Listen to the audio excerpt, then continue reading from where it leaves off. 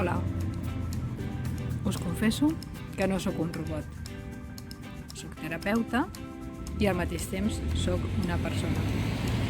I això vol dir que a vegades no em sento bé.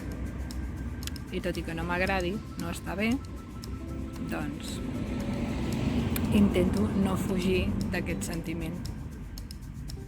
Ja sigui de tristesa, d'enfado, de frustració. I com ho faig? Jo tinc les meves tècniques, tu segurament tens les teves. Surto a passejar, menjo llaminadures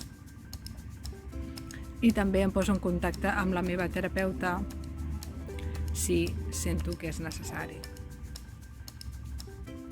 Quines estratègies tens tu per cuidar-te?